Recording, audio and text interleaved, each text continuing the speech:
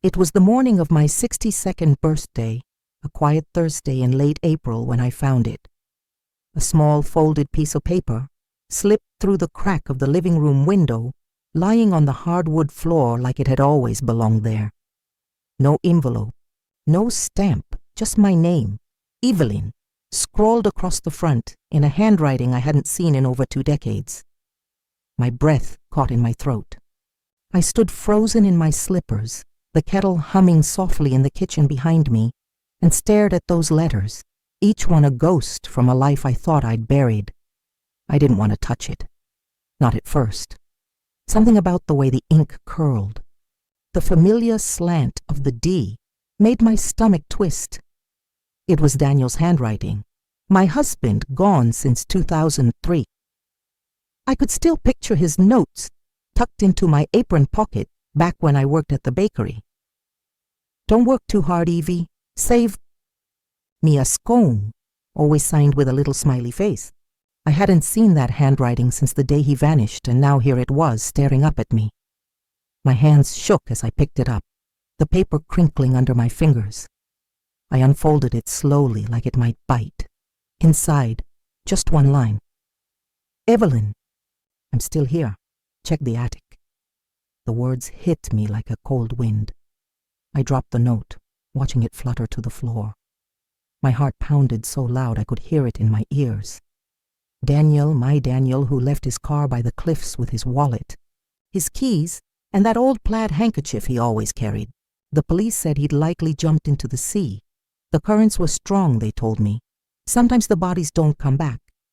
We held a memorial, just me, our son Nathan, and a handful of neighbors.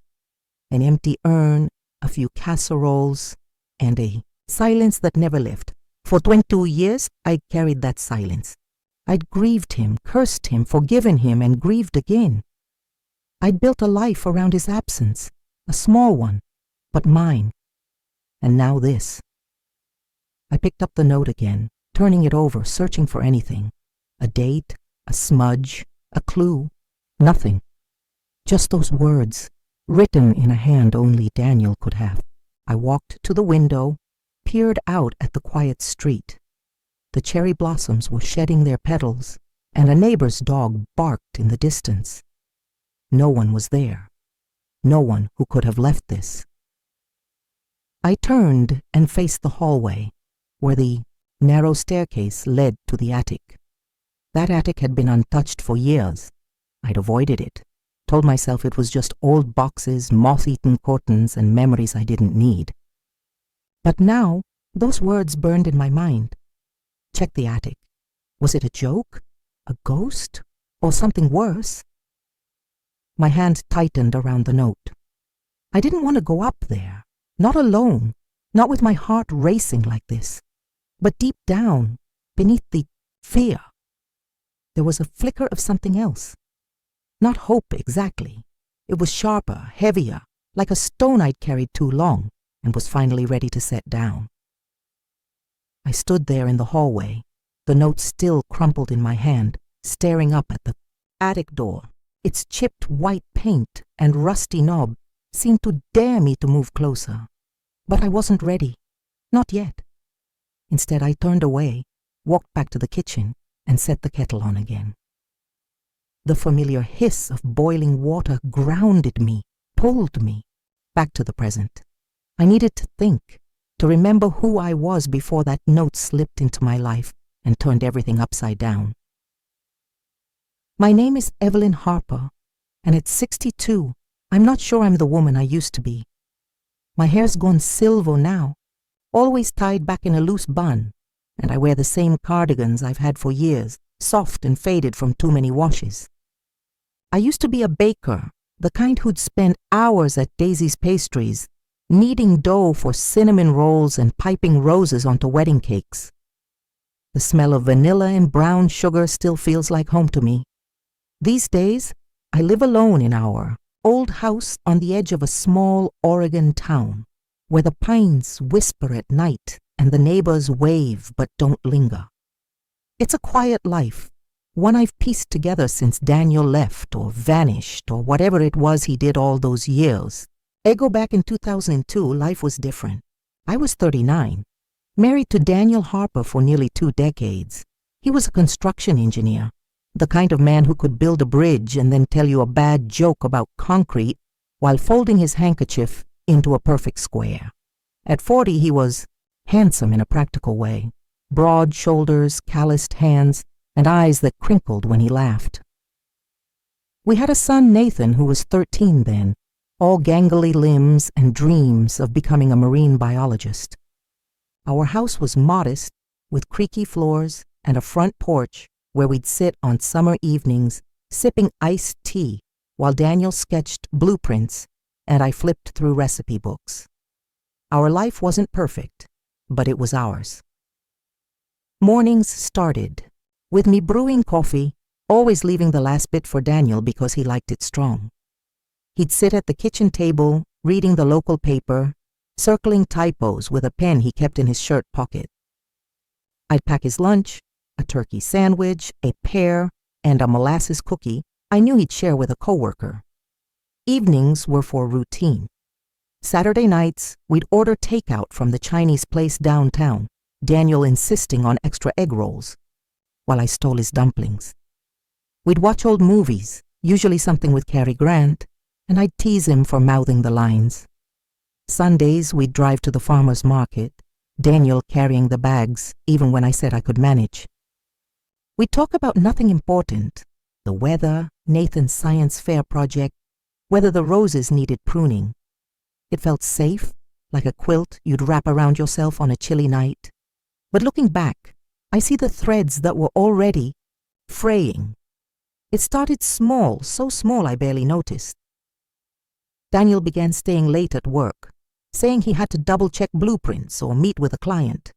I'd find him in the attic more often, his so-called office, surrounded by rolls of drafting paper and a desk lamp that cast long shadows. He'd say he was working, but sometimes I'd catch him just sitting there, staring out the tiny window at the pines. I'd ask what was wrong, and he'd smile, a tight, tired smile, and say, "Just thinking, Evie." I told myself it was stress. Construction projects were unpredictable. He was tired. We were fine. Then came the little silences. He stopped leaving notes in my apron. The coffee pot started staying full. One night, I suggested we take a weekend trip, just the two of us, maybe to the coast. He looked at me like I'd asked him to fly to the moon. "Things are hectic," he said, and went back to his newspaper. I felt a pang, sharp and quick, but I swallowed it. Marriages have seasons, I told myself. We'd been together so long. Surely this was just a quiet one.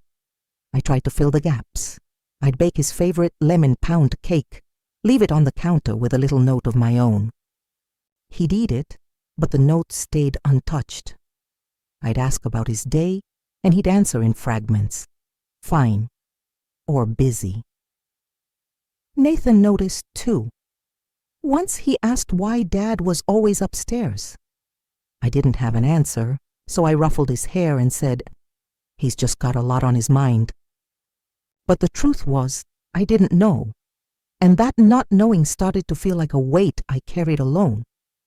I kept going, though, kept baking, kept smiling, kept pretending the distance between us was temporary. I'd stand at the sink, washing dishes, and tell myself love was patient, love was kind. I'd look at the photos on the fridge, us at Nathan's school play, Daniel and me at a county fair, all three of us at the beach, and believe we'd get back to that. But deep down, I felt it. Something was slipping away and I was too afraid to name it. I didn't know then that the attic, that cramped, dusty space where Daniel spent his evenings, held more than blueprints. It held the beginning of the end. The note was still in my pocket, its edges soft from being folded and unfolded. I hadn't gone up to the attic yet. I couldn't. Instead, I sat at the kitchen table, tracing the rim of my coffee mug, letting my mind drift back to those final months with Daniel. The years had softened some of the hurt, but the memories were still there, sharp in places I didn't expect. I needed to remember how it all fell apart before I could face whatever was waiting upstairs. By the spring of 2003, the distance between Daniel and me wasn't just a crack, it was a canyon. He'd always been a man of routines, folding his handkerchiefs just so, checking the locks twice before bed. But those routines stopped including me. He'd come home late, his work boots leaving mud on the rug, and head straight to the attic without a word. Just finishing some blueprints, he'd mutter if I asked.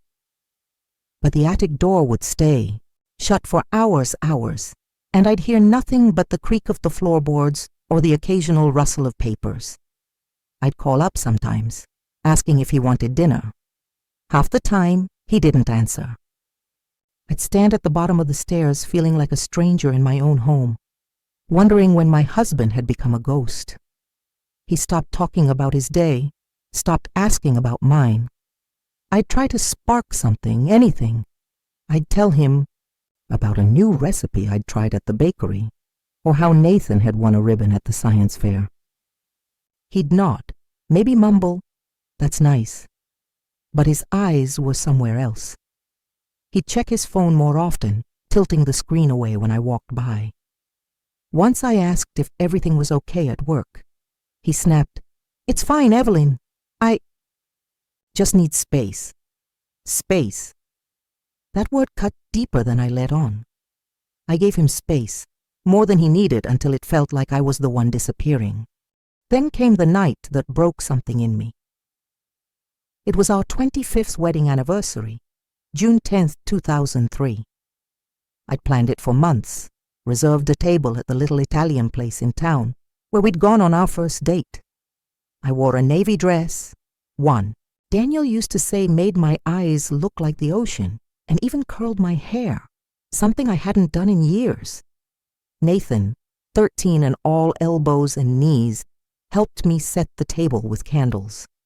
I thought maybe, just maybe, we could find our way back to each other that night.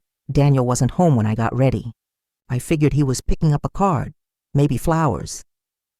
6 o'clock came and went. Then 7. Nathan kept glancing at the door, his face falling each time it stayed shut. By 8, the restaurant called to ask if we were still coming.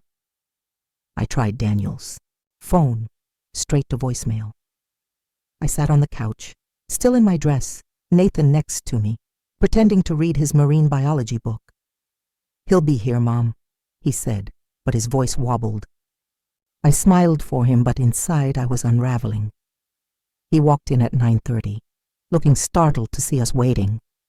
His shirt was wrinkled, his hair mussed, like he'd been somewhere else entirely. "Oh," he said, pausing in the doorway. "You're still up." I couldn't speak. My throat was too tight. "I had a meeting," he went on, shrugging off his jacket. "A client wouldn't stop talking, lost track of time. No apology, no explanation. I managed to say, 'It's our anniversary.'" He blinked, like the date hadn't even crossed his mind. "Right, sorry, Evie. We can do something tomorrow." He grabbed a beer from the fridge and headed for the attic. Nathan looked at me, his eyes too old for his age, and I knew he felt it too. Something had slipped away for good. The real wound came a month later, at a barbecue for Daniel's company. Nathan was off playing with some kids, and I was chatting with a co-worker's wife about pie crust recipes. Daniel was across the yard, holding a beer, laughing with a group of engineers. One of them, a man with a loud laugh, turned to me and said, "So, Evelyn, what do you do all day while Dan's out building the world?" Before I could answer, Daniel cut in with a chuckle. "Oh, she's just the one keeping the house from falling apart." He said it lightly, like a joke, but the words landed like a slap. Nobody laughed. The man gave an awkward smile and changed the subject. I felt my face burn. Nathan, who'd come back for a soda, frowned at his dad, then at me, like he wanted to fix it but didn't know how. I pushed my plate away, the potato salad suddenly sour in my mouth. Just the one keeping the house. After 25 years, that's all I was to him. After that, I stopped trying. Not out of anger, but exhaustion. I stopped asking where he was going when he grabbed his keys after dinner. I stopped setting a place for him at the table. I'd bake, clean, drive Nathan to school, but it was like moving through fog. The house felt too big, too quiet. Daniel spent more time in the attic, sometimes not coming down until I was already in bed.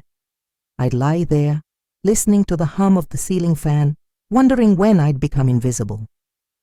I wasn't just lonely.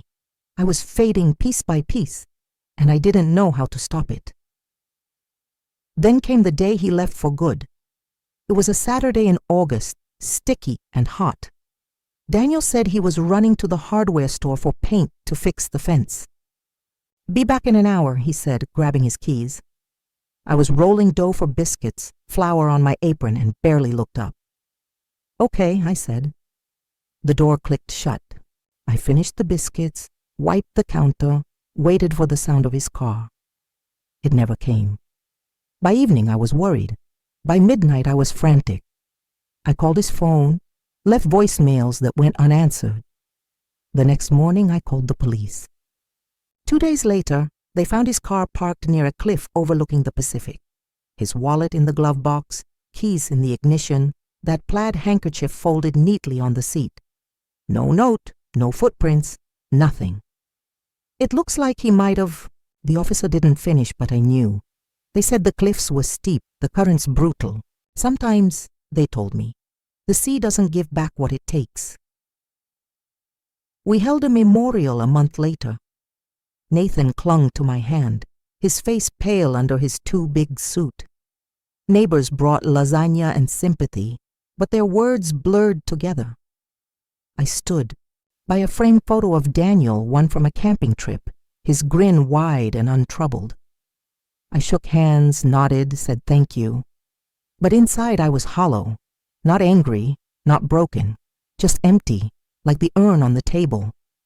For years I stayed that way, moving through life like a shadow, telling myself I'd survive for Nathan. But the truth was, I didn't know how to live without answers. Until that note, 22 years later, told me to look in the attic. The note sat on the kitchen counter for hours, its words staring up at me like a challenge. "Evelyn, I'm still here. Check the attic." I'd spent the morning avoiding it, busying myself with small tasks, wiping down the stove, folding dish towels, watering the geraniums on the porch. But every time I passed that scrap of paper, my heart thudded a little harder. I couldn't ignore it anymore. The attic was calling, and whatever was up there, I knew it would change everything. I grabbed a flashlight from the drawer, its weight steadying my trembling hands, and headed for the staircase. The attic door creaked as I pushed it open, the sound slicing through the quiet house. A stale, dusty smell hit me, like old books and forgotten summers. The stairs were narrow, the wood groaning under my weight.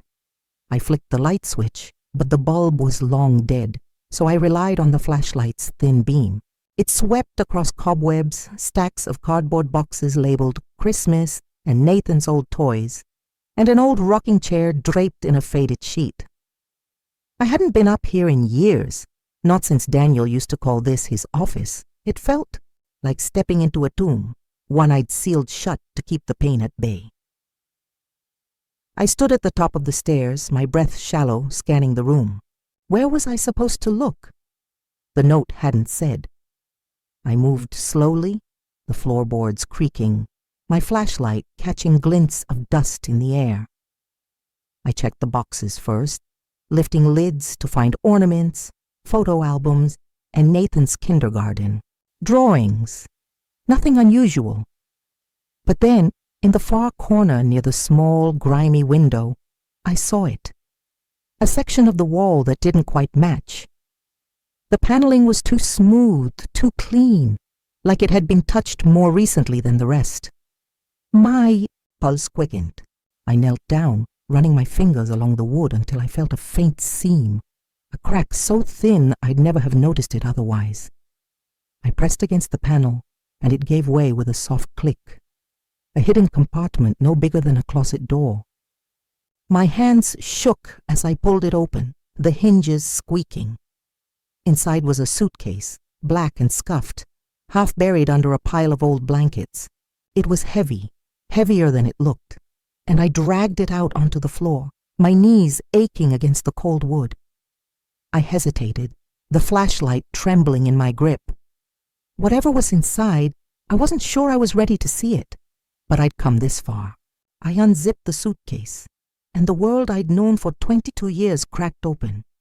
There were papers first, bank statements, receipts, a lease agreement for an apartment in Colorado, all under a name I didn't know. Michael R. Callahan. Then photos, dozens of them spilling out like a confession. Daniel, older but unmistakable, standing in a park with a woman I'd never seen, her dark hair pulled back, her smile wide. Another photo showed him at a beach, a young girl, maybe 15, hugging his side, her eyes the same hazel as Nathan's. There were birthday cards, a driver's license with Daniel's face, but the name Michael Callahan, and letters signed M.R. My hands shook as I sifted through it all, each piece a stab to the chest. He hadn't died. He hadn't drowned. He'd walked away, started over, built a new life while I mourned an empty urn. I sat back on my heels, the suitcase open in front. Of me, my breath coming in sharp gasps. For a moment I wanted to scream, to tear the photos to pieces, to burn the whole attic down. I'd spent 22 years imagining his final moments, picturing him alone by the cliffs, lost to the sea. I'd blamed myself, wondered what I'd missed, what I could have done differently. And all this time, he was alive, smiling in some other woman's photos, raising some other woman's child. The betrayal wasn't just that he'd left, it was that he'd let me believe he was gone. But then buried at the bottom of the suitcase, I found something that stopped me cold. A letter, handwritten, not in Daniel's scrawl, but in a neat, unfamiliar script. It was addressed to me, Evelyn Harper, 142 Willow Lane. My hands trembled as I opened it, the paper crisp, like it hadn't been written long ago. The words blurred, at first my eyes stinging, but I forced myself to read. Dear Evelyn, you don't know me, and I'm sorry for that. My name is Laura. I've been married to a man I thought was Michael Callahan for 18 years. Last month, I found this suitcase in our garage, hidden behind old tools. I confronted him and he told me the truth. His real name, his real life, you. I'm so sorry for the pain he caused you. I sent the note because you deserve to know. He's not the man I thought he was, and I'm guessing he's not the man you thought either. I hope this brings you some peace, Laura. I read it twice, then a third time, my heart pounding. The note, I'm still here. Check the attic, wasn't from Daniel. It was from Laura, this stranger who'd lived my stolen life. She'd found him out, just like I had, and instead of hiding it, she'd reached out to me. I clutched the letter, tears burning my eyes, not just from anger or grief, but from something else, relief. I wasn't crazy. I hadn't imagined the cracks in our marriage. Daniel had chosen to erase me, but Laura had given me back the truth. I sat there in the dim attic, the flashlight flickering, surrounded by the evidence of his betrayal. The pain was raw, like a wound reopened, but beneath it, something shifted. I wasn't the woman who'd mourned him anymore. I wasn't the wife who'd waited, wondered, wilted. The truth, as brutal as it was, felt like a key. Not to forgive him, not to understand him, but to free myself. I closed the suitcase, stood up, and wiped my face. The attic wasn't a tomb anymore. It was a door, and I was ready to walk through it. The suitcase sat in my living room for 2 days, untouched, like a guest I wasn't ready to face. I dragged it down from the attic after finding Laura's letter, but I couldn't bring myself to open it again. Not yet. Instead, I'd walk past it, glancing at the scuffed leather, feeling its weight in the room. It wasn't just a suitcase. It was 22 years of lies, of a life I'd mourned that never really ended. But something had shifted in me that night in the attic. The truth, as painful as it was, had cracked open a door. And slowly, quietly, I started to walk through it. I didn't cry the next morning. That surprised me. For years I'd carried Daniel's absence like a bruise, tender and heavy. But now, knowing he'd chosen to leave, chosen to build a new life while I grieved, the sadness felt different. It wasn't gone, but it wasn't in charge anymore. I got up, put on a pair of jeans and a soft green blouse I hadn't worn in ages, and looked in the mirror. The woman staring back wasn't young, but she wasn't broken either. There was a steadiness in her eyes, a spark I hadn't seen in decades. I poured my coffee, sat at the table, and opened the suitcase again. This time, I didn't flinch. I sorted through the papers methodically, bank statements, photos, the driver's license with Daniel's face, and a stranger's name. Each piece was a confirmation, not a wound. I wasn't looking for answers anymore. I was gathering evidence. I called a private investigator that afternoon, a woman named Karen who worked out of a small office in town. She was no nonsense, with a sharp bob and a handshake that meant business. I handed her a folder with copies of everything, photos, receipts, Laura's letter. "I believe my husband is alive," I said, my voice steady. "His name is Daniel Harper, but he's going by Michael Callahan. I need to know where he is." Karen nodded, her pen already moving. 2 weeks, she said. I left her office feeling lighter, like I'd handed over a weight I'd carried too long. That evening, I went up to the attic again, not to search, but to reclaim it. The space felt less oppressive now, less like a grave. I opened the window, letting in the cool April air, and started cleaning.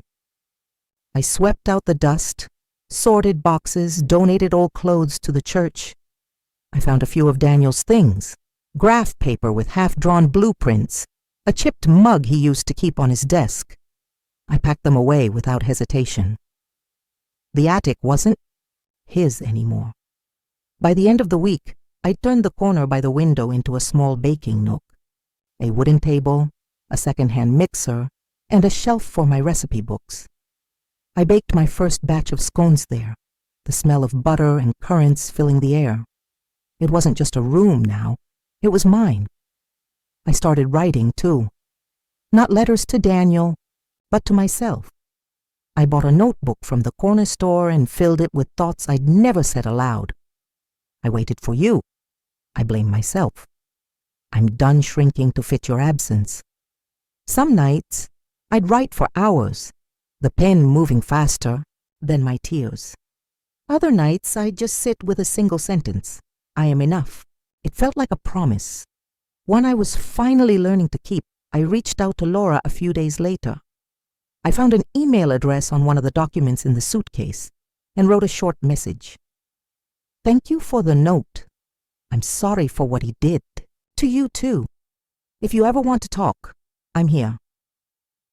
I didn't expect a reply, but 2 days later, my inbox pinged. Laura's response was brief but kind. "I didn't know about you until I found the suitcase. I'm still processing. Thank you for writing." We exchanged a few more emails, cautious at first, like two people circling a shared wound. She told me about her daughter, Sophie, and how she was struggling with the truth about her father. I told her about Nathan, about the years I'd spent trying to protect him from the hole Daniel left. We didn't become friends, not exactly, but there was a quiet understanding between us, a bond forged by the man who'd betrayed us both. Outside the house, I started living again.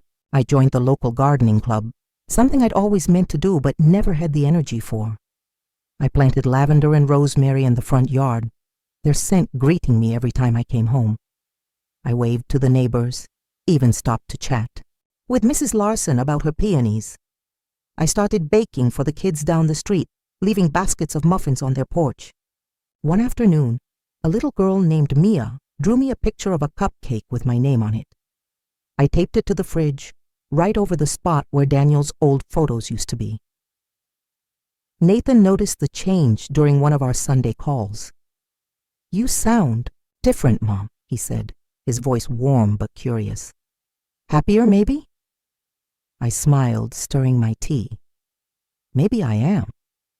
He didn't push, but I could hear the relief in his laugh. For the first time in years, I wasn't hiding anything from him, or from myself. When Karen called 2 weeks later, I was ready. She had an address, a name, and a photo. Daniel, now Michael Callahan, living in a split-level house in a Denver suburb with Laura and Sophie. The photo showed him in a backyard, grilling burgers, a black baseball cap pulled low. He looked older, heavier, but it was him. I didn't feel the rage I'd expected. I didn't even feel shock. I felt free. Free to stop mourning a man who'd chosen to walk away. Free to stop questioning my worth. I thanked Karen, hung up, and went to my baking nook. I mixed dough for a lemon cake, humming a song I hadn't thought of in years. The attic was no longer a place of secrets. It was where I'd found myself again. The truth has a way of settling, like dust after a storm. For weeks after Karen's call, I carried the knowledge of Daniel's new life, Michael Callahan with his Denver house and his new family, like a stone in my pocket. It wasn't heavy anymore, just there, a reminder of what I'd survived. I didn't tell anyone, not Nathan, not the neighbors, not even Laura beyond our emails. From the outside, I was still Evelyn Harper, the retired baker who left muffins for kids and tended her lavender. But inside, I was rebuilding, brick by brick, a life that was mine alone. It started with small steps. I met with a lawyer, a kind woman named Susan with a knack for explaining legal jargon like she was chatting over coffee. I brought her the suitcase's contents, Daniel's fake IDs, bank records, the lease in Colorado. "He never divorced me," I said, handing her the folder. "He's been living as someone else." Susan's eyes widened, but she nodded, flipping through the papers. "This is fraud, Evelyn. Bigamy, too. You have options." I didn't want a courtroom circus, didn't want to drag Laura or her daughter through the mud. "No trial," I told her. "Just make sure his lies don't stand." She filed a civil petition to declare Daniel legally alive, void his second marriage, and flag his accounts for fraud. It was quiet, precise, like kneading dough just enough to make it hold together. The fallout came quickly. Laura emailed me a month later, her words careful but raw. Daniel, Michael, had been served. The legal notice. His bank accounts were frozen. His second marriage deemed invalid. She'd asked him to leave, and he did, taking nothing but a duffel bag. "Sophie and I are starting over," she wrote. "I hope you're finding peace." I read her words in my baking nook, the attic now warm with the smell of vanilla and the hum of my old radio. I didn't feel triumph, not exactly. It was something softer, like the moment you realize a wound has finally scarred over. Daniel's life, built on my grief, was unraveling, not because I demanded it, but because the truth doesn't stay buried. Then came the email from him. I found it one evening. No subject line, just his name, Daniel Harper, in my inbox. "Evelyn, I'm sorry. I never meant to hurt you. Can we talk?" I stared at the screen, my tea going cold. Part of me had imagined this moment for years. Him, begging, explaining, offering some story to make it right. But now it felt hollow. I didn't need his words. I typed back, "I found the suitcase. I know everything. I don't need to talk. I'm free." I hit send and closed my laptop. I pictured him reading it wherever he was, realizing the woman he'd left behind wasn't waiting anymore. That was enough. A year after the note arrived, I went back to the attic. It was a rainy afternoon, the kind that makes you want to stay inside with a book. The nook was my sanctuary now, with a braided rug, a lamp that cast a soft glow, and jars of flour and sugar lined up like old friends. I baked a batch of lemon scones that morning, the ones Nathan always loved, and left some for Mrs. Larson, next door. As I tidied the table, I found the note, tucked in a drawer with my recipe cards. "Evelyn, I'm still here. Check the attic." Laura's words, not his, but they'd changed everything. I lit a small candle, one I'd bought at the farmer's market, and held the note over the flame. It caught quickly, the edges curling, the ink fading into ash. I watched it burn, the smoke rising like a prayer I didn't need to speak. Daniel was right in a way. He was still here, in the scars he'd left, in the years I'd spent questioning myself. But I wasn't carrying him anymore. I was done. Later, I called Nathan. "Mom, you sound good," he said, his voice warm across the miles. I told him about the note, the suitcase, Laura. Not everything, but enough. "I always wondered why. You stayed so strong," he said. I laughed softly. "I wasn't strong, sweetheart. I just kept going." We talked about his job, his new puppy, the way he still dreamed of diving with whales. When we hung up, I felt full, not of answers, but of myself. Life doesn't give back what you lose. It doesn't hand you the years, the love, the trust you poured into someone who walked away. But it gives you something else, a chance to find yourself, to build something new from the pieces. I used to think healing meant forgetting or forgiving or getting even. Now I know it's simpler. It's choosing to live fully in the light you make for yourself. And that, I've learned, is the greatest gift of all.